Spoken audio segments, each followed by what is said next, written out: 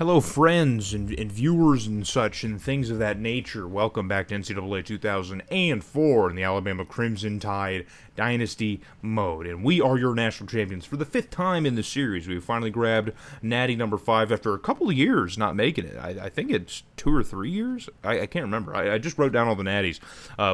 Yeah, after a couple of years of not being in the national championship game, losing a couple crucial SEC title games, and there was the South Carolina game in year 12, the TCU game in year 13, and then the Vanderbilt game in year 14. So yeah, it's been a few years. But only one game a year seems to spell doom for our season. But finally, we have a quarterback here, an Alabama quarterback, over 4,000 yards and over 30 touchdowns. It's been a couple years of that, too. So maybe that kind of coincides directly. Who knows? It's been hard. We struggled with Dre Gates and Ernest Slaughter for a lot of the last couple of years. And finally, we just stuck with the instinct here of Cal Lumpkin, and it worked out perfectly. So Keon Hood with over 20 touchdowns here. It does not get him Heisman consideration. I don't even think he got a vote, which is crazy to me. A vote, at least. You know what I mean? But Ben Medley is your best receiver, and he's a sophomore. I kept saying freshman. Forgive me, guys, okay? My brain, okay, it just flushes everything out. I don't know. But it sounded cool. All those calls and the game stuff, they sure sounded cool. So we'll roll with it. We'll pretend. But Chip Milligan here. So with 11 touchdowns as well. He really stepped his game up. I was really hoping for that kind of season from Chip Milligan, and he finally has one. It kind of bounces back and has it. So offensive line is going to be a little bit concerning heading into the offseason because a lot of these guys are kind of older now. So Jed McPherson's a junior, so we should be able to keep him. But Kurt Bond is a senior, of course. Luke Lang, who's been one of the best offensive linemen we've had the last couple seasons, he's going to be gone. Corey Lewis is also leaving us as well. So we're going to be losing a lot of talent on the offensive line, which is going to be tough to kind of rebuild around and replace. But the defense is going to be even weirder or even worse because there's a lot of issues, or not issues, but a lot of seniors that we could be losing here. So Porter, who leads the team at TFLs, he's a senior. We could be losing him, or we are losing him. Or Herman Sapp is finally leaving us as well, who's been, probably our sack leader the last couple of seasons, or see, look at that. So 3 straight seasons of 7 or more sacks for Herman Sapp. Probably the best defensive tackle we've ever had here. I'd have to go back and look, but I think he probably is. And then Khaled Brock with 6 interceptions here. He's a junior. He could leave too. There's a lot of juniors that we could be losing. And then Doug Berry, who's a second-team All-American, he's going to graduate as well. So we're losing a lot of talent. We will be losing a lot, but it shouldn't be like the team shouldn't be gutted because we're still at that point in time where all the recruiting I did, the light recruiting I did, the team is still mostly young. A lot of the depth is still very young, like sophomores and juniors. So we should still have a lot of talent returning. But looking at the SEC here, of course, the 3-horse races I talked about earlier in the season between us, South Carolina, and Arkansas, that's really kind of it. The rest of the SEC is just really kind of falling off. I don't know. Kentucky goes winless, I think, for the second straight year. I think they've lost 2 straight seasons, like just completely. And I think their losing streak actually dates back to the year before. So I think they lost the last game of the third last season, lost last year, and then lost all their games this year. So if you follow along with me, hopefully that made sense. But yeah, so Kentucky's got a losing streak that dates back 3 seasons. It's ridiculous. So we top the rankings here in the final poll here. TCU slides in at number 2 after beating UCLA in their bowl game. Arkansas is at number 3. Virginia Tech at number 4. Notre Dame rounds out the top 5 after losing. Air Force is 6. Gross. Colorado State is 7th. Gross. 2 Mountain West teams back-to-back. Indiana's at 8th above Ohio State at 9. Penn State is 10. So you got 3 Big Ten teams all stacked together in the top 10. Oklahoma, Wake Forest, Maryland, Nevada all in here. West Virginia drops all the way to 15th after losing to Clemson. Oklahoma State, Boston College, Nebraska, Fresno State, and Clemson round out your top 20. And then South Carolina, Southern Miss, man, drops all the way to 22.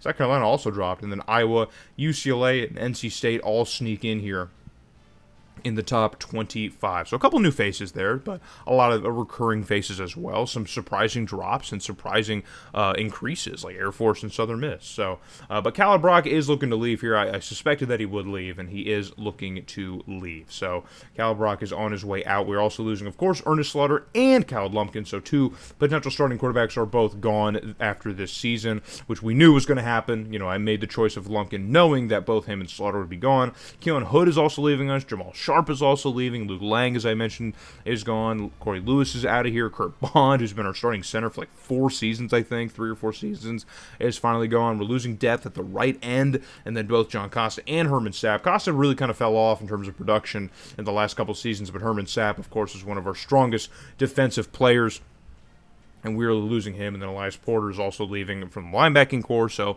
we're losing some pretty key starters from all around, pretty much most of our skill position players. We're not losing any receivers, which is good, but still losing our top running back and both quarterbacks and fullback, that's going to be a lot to replace on the offense. That's more than you're keeping, but we're going to get a look now at the recruiting report and see exactly who we got to replace them. So, we're leading things off here with the number 11 running back in the country, the number 1 guard we grabbed in, number 8 cornerback, number 4 middle linebacker, number 8 defensive tackle, number 9 quarterback. We don't need quarterbacks, but I just wanted another one just, for options. And we ended up grabbing the 7th one as well. So number 5 running back, number 6 running back, number 12 defensive tackle, number 2 guard, and number 5 guard. So the top 2 guards in the country are now Crimson Tide players.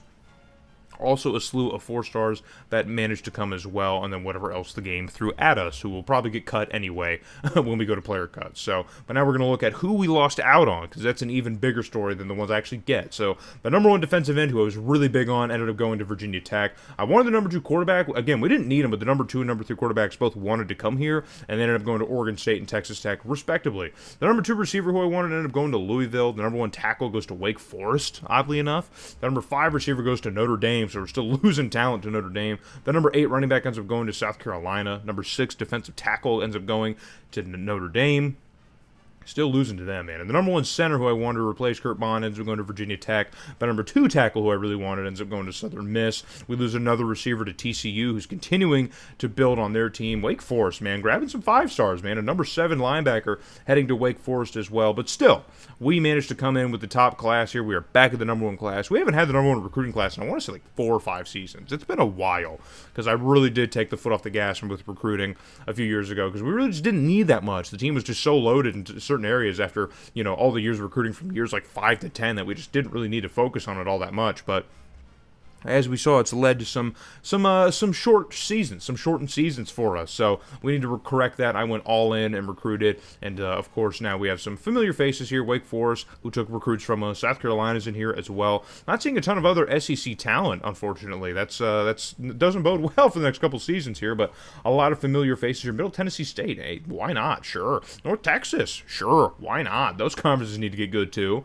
Oregon State, who took a quarterback from us here, so maybe Oregon State might be one of the better teams next season. Indiana still keeping high in the recruiting lists here, and then New Mexico State. Oklahoma State with a big season, man, winning the Big 12. They're up here at number 24, and then Maryland rounding things out at number 25, the reigning ACC champs. So I feel like they've been the reigning ACC champs for the last 7 years, but who knows? Who knows? But we get a humongous breakthrough here with a lot of our training results. So a lot of the roster here is stepping up in a major way thanks to training results. And as you can see here, we've already got some positions of need that we lost that are already starting to climb a little bit with the overall ranking. So we are in a good spot now with the rest of the roster. As I said, I didn't think talent would be a huge thing. Strong safety was a position that we really needed to get better at, because that was the one hole that we had last year. It didn't lead to a huge issue. Of course, we had Man, who actually had a decent year for us, but it was still we're still starting at 66 overall at strong safety, which is not something that a team that wants to play winning football long term can really rely on consistently. That's something I can say for sure, especially at a position that we've typically been so loaded at for so many seasons, you know what I mean? So, but how we replace the rest of our skill position players will really kind of spell exactly what kind of season that we will end up having this season. I think we'll be fine on defense. It's just how we replace quarterback. So Garrett Handy is going to be a senior now. He's been sitting in the wakes here behind Slaughter and Lumpkin and Gates for the last 4 seasons, and now, or really 5 seasons, he's a redshirt. So now Handy's going to be our starting quarterback. Tremaine Moultrie, who was sitting behind Keon Hood last season, is a 90 overall. He will be a starting running back. Freeman Frederick, who was behind Sharp, he's a senior now. He'll be an 86 overall fullback, leading the charge. Ben Medley's up to a 90 now as a junior, not a sophomore, because he wasn't a freshman, as I now was painfully reminded. But Chip Milligan now up to an 89, and Reeves up to an 88. And then Evan Jacobs makes it all the way up to an 87. So Evan Jacobs, good development here. He's just kind of the odd man out. He's just kind of the first guy out of it. So we have a great receiving core finally once again. Jeff Dillard up to a 92. He returns. And then we also have DeMarcus Donaldson behind him at an 89. So we are fine at tight end. Jed McPherson up to a 97 at left tackle. He's going to replace JT Lang. DT Holloway's up here as well. Sean Goodwin's going to be our starting center. Lenny Hines is going to be starting right guard at 90 overall, and then Dominic Vung is going to be dropped out, and we're going to put Houston there on the right side. So Jeff Joyner's going to start on the left side as a right end, then Darius Miles is going to start on the right side where he's supposed to be. He was on the left side last season, but Hastings is going to be our starting defensive tackle, and there's really no depth behind him. So Stanley Hastings as a senior is our top defensive tackle, but that's about it. Bam Price, our starting left outside linebacker. Albert Bishop's going to start in the middle for us at an 85, and then Eric Tucker's an 88 on the right side. This might be the first season we don't have to shuffle around our linebackers to find the best possible thing. So Moses is going to be our starting cornerback. Lance Hunt is going to be behind him. Ashanti Gray is going to be third there, and we have so much depth at the cornerback position, and they're all young too. Freshmen and sophomores all around, dude. They are young, so we will be fine there for the next couple seasons. Theo Thornton is a senior, starting out free safety with Moultrie behind him at an 88, and then Josh Mann up to a 72. But that also matches Moultrie, who is behind him. So we're actually going to put Deion Moultrie to start first because he's got the much better speed. He's way faster than Josh Mann is, which for safety is something I like. I need our safeties to be really fast. So we're going to put Deion Moultrie there. He's going to start for us. And, of course, we have Kendall Owens and Kenny McLaughlin, our kicker and punter, respectively. So here's a look at the schedule real quick before we get into it. The one tough game I added was UCLA because they are ranked at 19. They had a decent season last year. So I figured I'd put a nice little trip to the Rose Bowl. It's funny to start it where we ended last season. We did that before way long time ago in this series. So we're going to start off against UCLA, but everything else is pretty easy for us, kind of cupcake. And the SEC is only getting worse, so that's probably going to be how the season's going to go for us. Just about here. Tennessee might scrap together a good team. Maybe Auburn, LSU. I doubt it. But, yeah. So, really just Arkansas, UCLA. And, yeah, Tennessee's probably going to be it for this season. So, hopefully, to see you guys in the next one here. We're down to the last 2 seasons, man. This is going to kick off year number 16. We are down to our last 2 years. So, this year and then year 17 is going to end this series. So, hope to see you guys in the next video, man, when we play the Bruins of UCLA.